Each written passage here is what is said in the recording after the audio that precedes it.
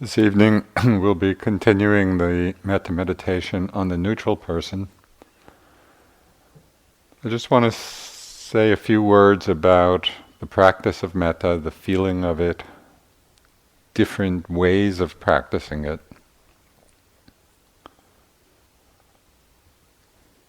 Sometimes people have the idea that Metta and the feeling of it is some big ecstatic feeling of love. And perhaps at times it may feel that way, but I think that a more grounded understanding of the practice is to be experiencing metta simply as the feeling of friendliness, of goodwill, a basic intention of wishing well for people. Now it's often translated, metta is translated often as loving kindness, and I like to emphasize the kindness aspect because it's very grounded, it's very simple, it's easy for us to understand. Love is a very big word with a lot of connotations, and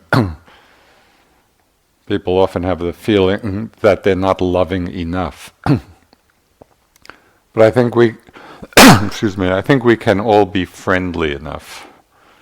I think we can all be kind enough. And so it's just to settle into that very simple intention of friendliness, of goodwill, as you do the practice. It doesn't have to be some big dramatic feeling. Metta is the simple wish, be happy. May you be happy, may you be well. In doing the formal meditation practice, as you know, there are three components of it. One aspect are the repetition of the phrases. One is having an image of the person that we're sending it to, and the other is the feeling itself, that feeling of friendliness, of goodwill. Now in this practice there's a lot of room for individual creativity. You don't have to feel constrained or limited by some idea of the right way to practice. In doing metta and cultivating this feeling of friendliness, you want to find the way that works best for you. So for example, we use certain phrases, but you can really find your own. And sometimes it's helpful to find the phrases appropriate for the person you're sending it to. As the person changes, perhaps the phrases change a little bit. So really connect with what phrases for you most evoke or most express just that feeling of goodwill. For some people, the phrases are the easiest aspect to connect with. And maybe the image is not so steady or so strong, and maybe the feeling of metta may not be so apparent all the time. And so you can give emphasis to the phrases and the meaning of what actually you are wishing for that person. For other people, the image may be very easy to hold and sustain. And it's perfectly fine to make the main aspect of the practice keeping the image steady, where you're really using that as your main focal and you're using the phrases simply as a support for that, expressing the wish. But the emphasis may be on the image of the person. And for other people, it may be the feeling state itself. Maybe some people have a very easy access to that feeling of goodwill, of friendliness, of loving kindness. And so it's also possible to do the practice of simply settling into that heart space of friendliness even without words, and just radiating the feeling. towards particular people. And of course, they often all work together. So as you do the practice, just see which aspect comes easiest for you, and begin to give some emphasis to that aspect with the others in a supporting role. And feel free to be creative. This is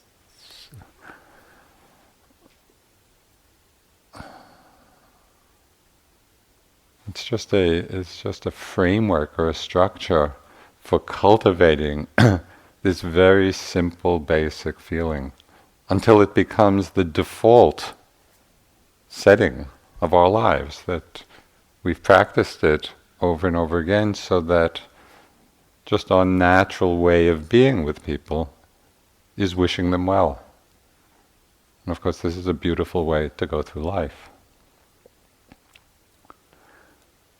So you've worked already with the self and the benefactor and the friend and the neutral person. There's one aspect of sending metta to a neutral person that for me was very transforming. Was a transforming understanding. As I was first doing metta, I was practicing in India and sending it to just this old gardener, an old Indian guy living, in the Burmese vihar where I was practicing. And I really had not paid much attention to him at all, even though I saw him every day.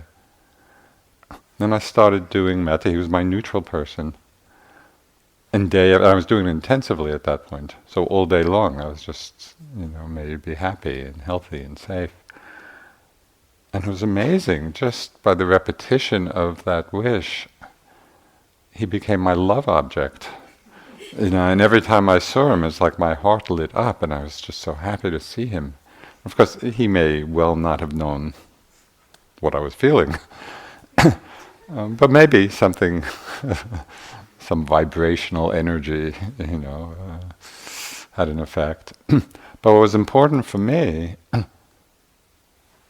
the very important insight was that how I feel about someone is up to me. It doesn't depend on them. Right? I can transform the way I feel about anybody simply by doing this practice, by cultivating the feeling of friendship and goodwill. So just this little insight, how we feel about people is up to us. Nobody makes us feel a certain way.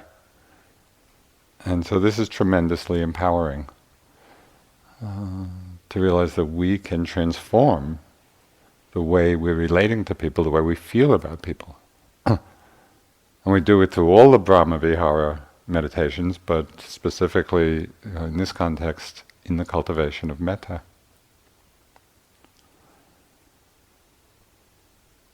So settle back as easily as possible. It's a little hard to do metta if you're struggling with a lot of pain, although then you could send the metta to the pain itself. But as much as possible, sit comfortably. And I like to start with just letting the attention rest on the breath at the heart center. So that area at the center of the chest. And just very simply let the body breathe. Feeling the breath. A very gentle, effortless breathing process. Feeling it at the heart center.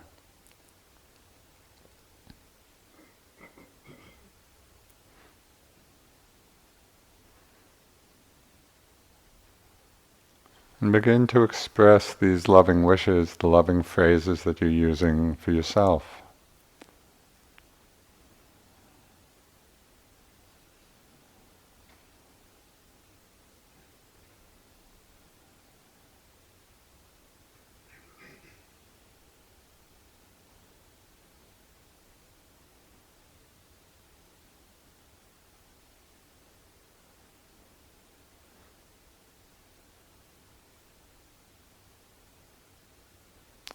cultivating that attitude of friendliness towards yourself, wishing well, wishing yourself well.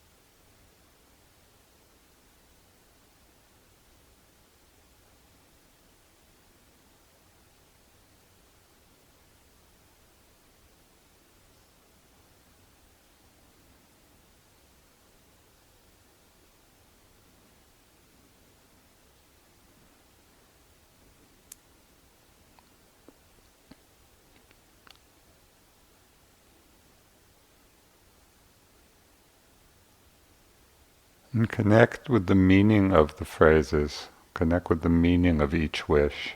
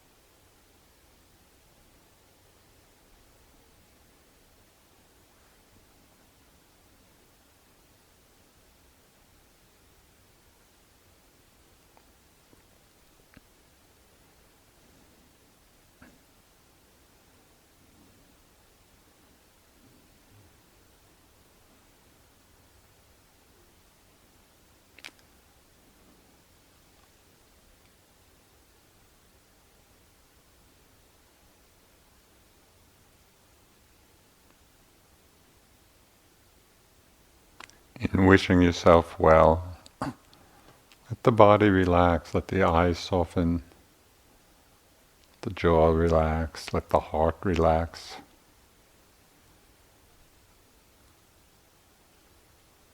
It's holding yourself in kindness.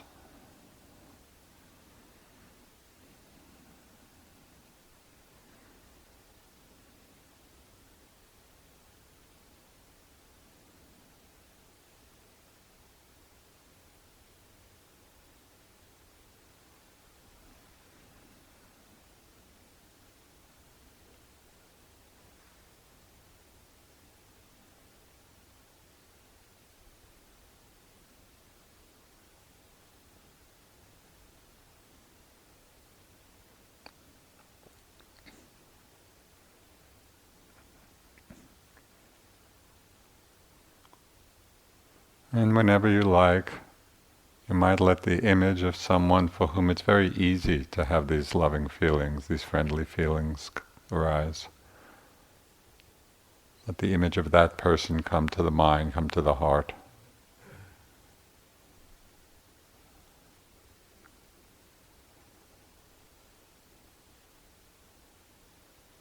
And expressing these kind wishes towards them.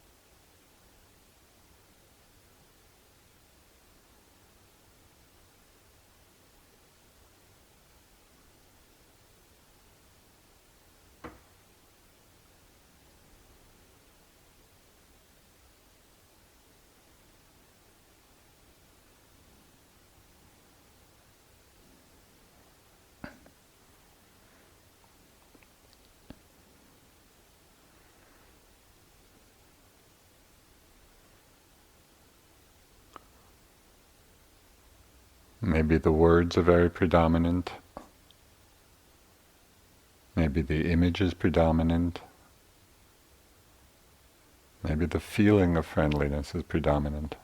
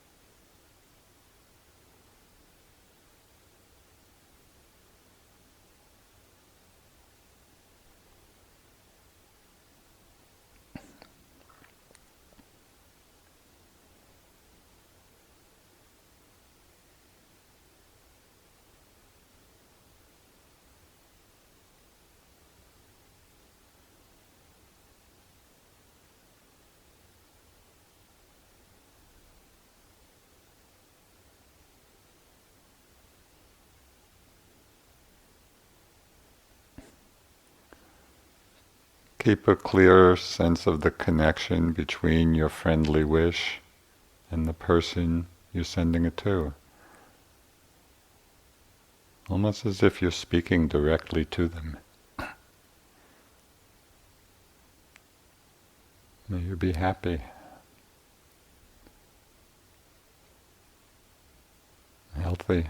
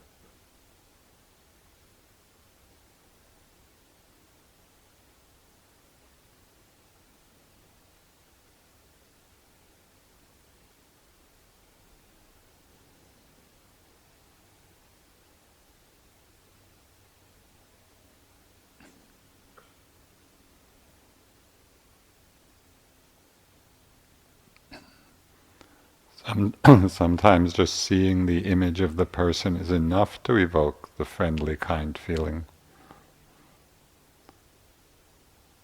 We see their image and we smile.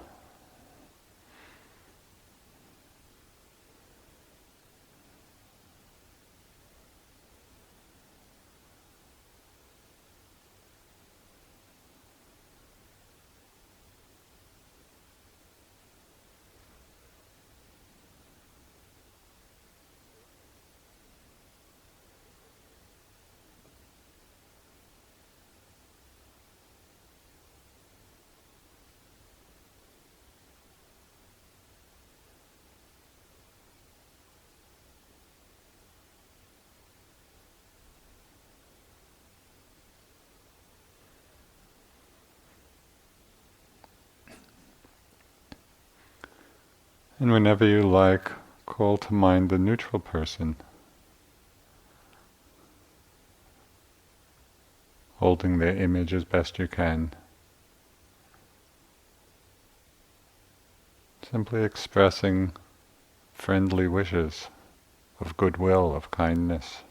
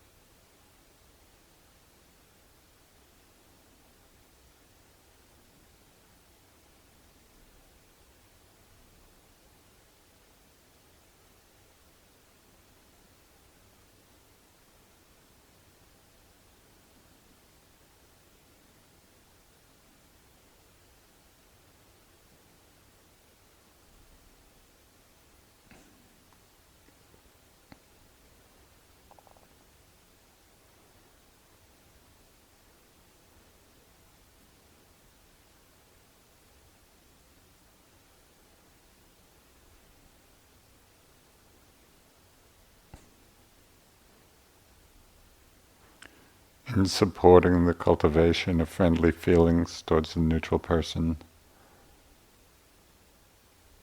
sometimes we can use the phrases, just as I want to be happy, so may you be happy.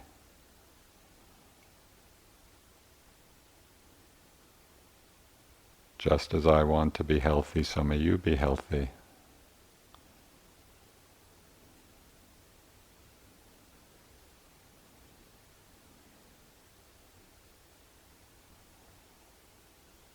Just as I want to be safe, so may you be safe.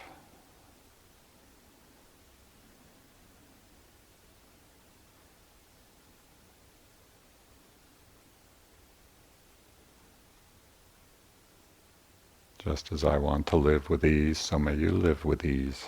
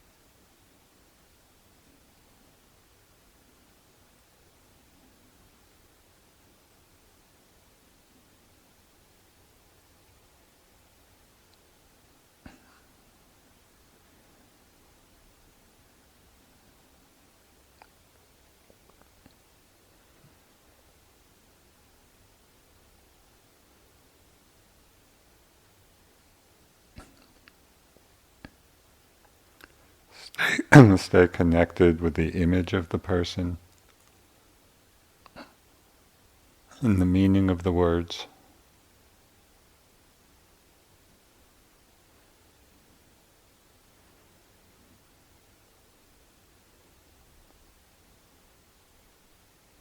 Resting in the simple feeling of goodwill.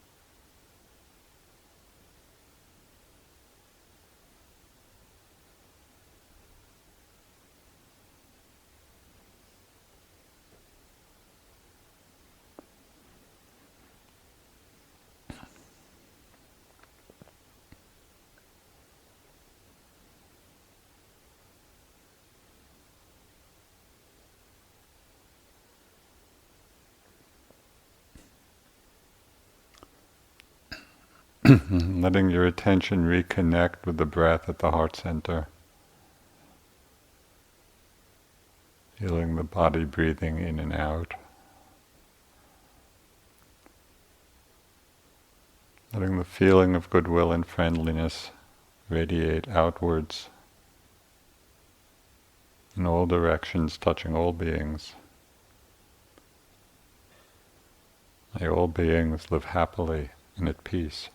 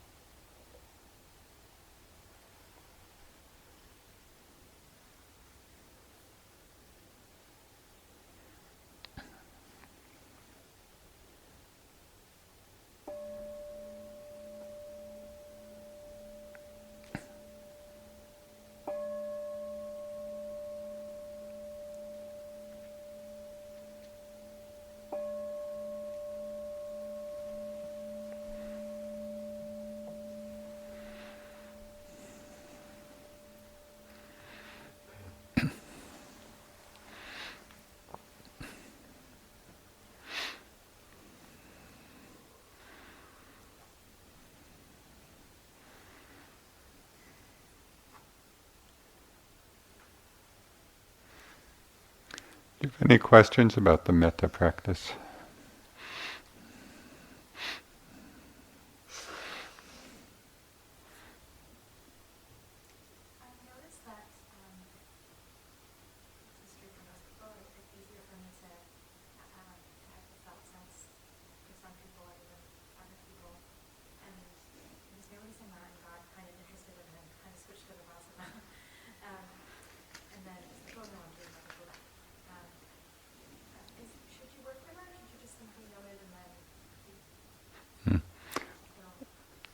So, if I heard it correctly, the comment was that she finds it easier to have the feeling, the metta feeling, towards some people rather than others, and whether to just keep it going like that or to apply a little vipassana at that time. Is that first, it's natural, and that's why we're doing the practice. So that the goal of metta practice is to come to a place where we feel equally friendly with goodwill towards everyone.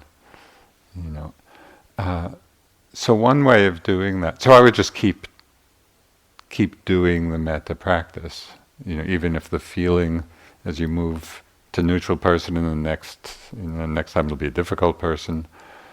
Even if you feel the metta feeling diminish for a while, as you keep it going, you may find that it actually opens up.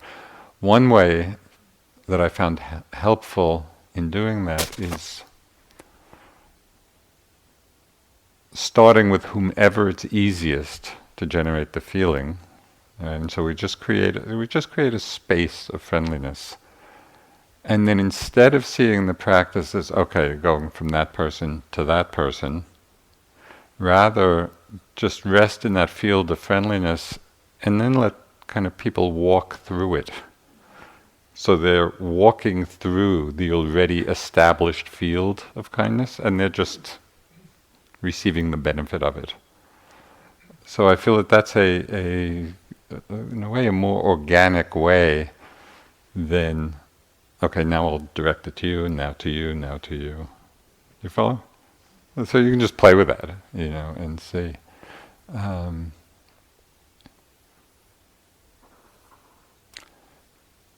If as the feeling diminishes, as you work with certain people, then you might give, a little more attentiveness, for example, to the phrases and the meaning of them.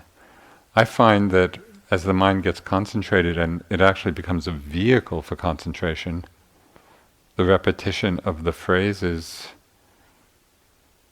they can be repeated and we can be kind of riding on the surface of their meaning. But each of whatever phrases you're using, it's, if it's something like be happy or be at peace or be at ease, whatever your phrases are, each of those wishes are profound, and so allowing the mind to drop into the meaning of it. I find both is a way of using the words as a vehicle for deepening concentration and also for evoking the feeling of it. So again, just play with it. So I have an easy time with creating the feeling, and sometimes the feeling can get intense. Can you talk more about the near enemy and how to differentiate? Because sometimes I wonder if I'm having a really strong feeling, if that where that line between the near enemy is. Well, the near enemy, as you know, is attachment, or with a kind of clinging. And just as you drop into that feeling state,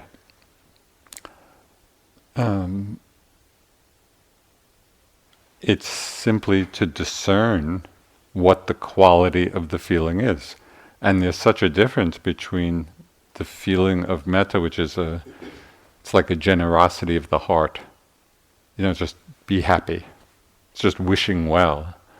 Whereas attachment, the energetics of it is a holding. It's a pulling in rather than an offering. So I would just watch to see, what the quality of the energy is, and I wouldn't second guess yourself. In other words, if you're doing it and there just seems to be this feeling of friendliness, of loving care, and you're feeling getting intense, but there's nothing to signal that there's attachment, then I would just go with it. I would trust that it really is metta. And there are times and there are ways of practice. So some of you may know Bhikkhu Analayo, who wrote a wonderful book on Satipatthana. The way he teaches metta is without words at all. He emphasizes just creating that feeling and then just being in the feeling and radiating it out. So for those people for whom that's easy, that's another way of practicing it. Other people have a harder time, as I mentioned earlier. And so the phrases really are the vehicle. So it's trust it. Unless you get some big message. This is just a comment, but I was really appreciative at the end when you were asking for all of us to extend the metta to everyone. Yeah. That you really took the time to pause and let that be there, because so often what happens is that it's given and then going. Right. That pause just seems really important. Yeah. Okay, all beings, be happy.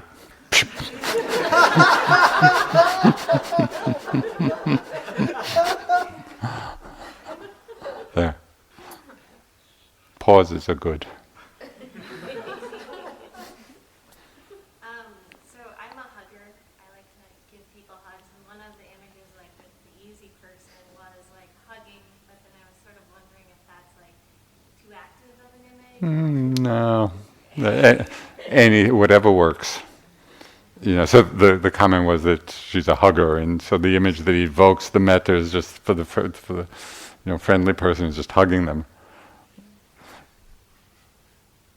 Yeah, I think that's totally fine.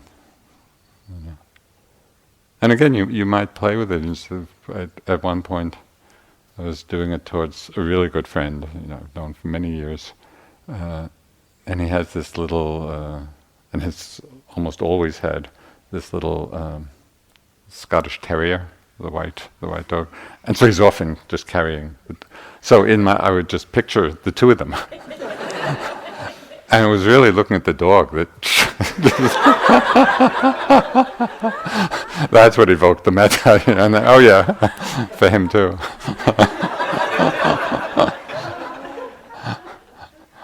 Yeah. Again, in this practice, it's not, as I said, the whole idea is just whatever way you find to evoke that feeling, and to be able to extend it to first to ourselves and benefactor and friend, neutral person, and then finally to everyone. Where that's just our basic feeling towards beings. Be happy. It's so simple. So I've been doing quite a bit of this retreat, which actually I haven't before. And when I do it with walking, I find the phrases are really easy. They get into a rhythm.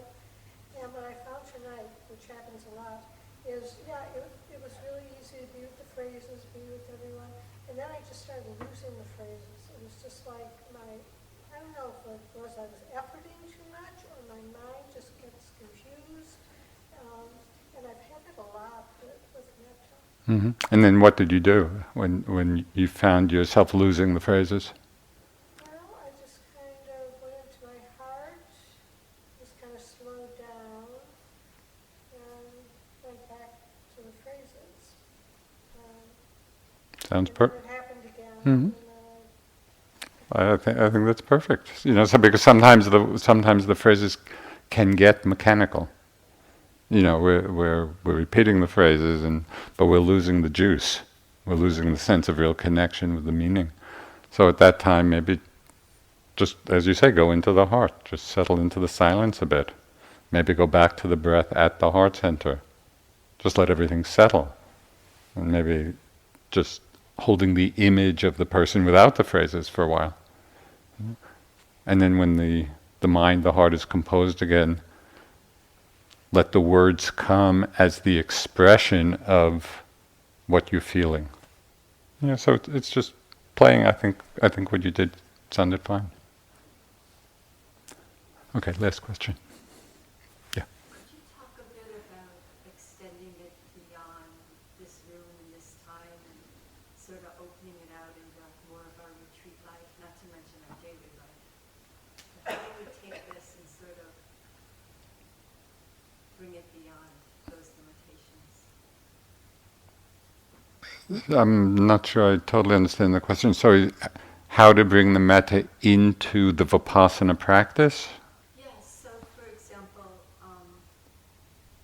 sometimes when I'm in the lunch line and find myself getting impatient, I find it very helpful to do metta.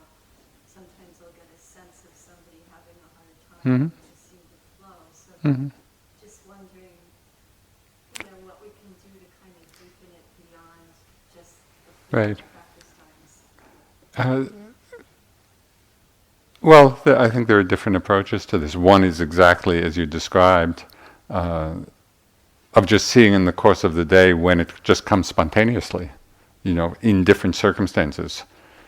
Either when, as you say, you're feeling impatience, and so then you just do some metta, or you feel somebody's having a hard time and you do some metta, or you just see someone and it comes spontaneously. So I think that's fine. You just want to take a little care in the context of doing vipassana practice that you're not covering some unpleasant things that may be arising that would really be worth looking at and understanding by the metta. So for example, if every time we feel ill will or impatient or aversion, if right away we go to metta, then it's really not getting insight into the nature of that hindrance and how to be free, how to understand the hindrance, how to be free of it. So you just want to be a little careful that it's not used in that way. But to just, have it come spontaneously throughout the day, I think that's all you really need to do. I don't think you need to look specifically for ways, because the more you practice it, the more it'll come. That was very helpful, because when you said that, I realized that I am kind of masking my impatience Yeah. with my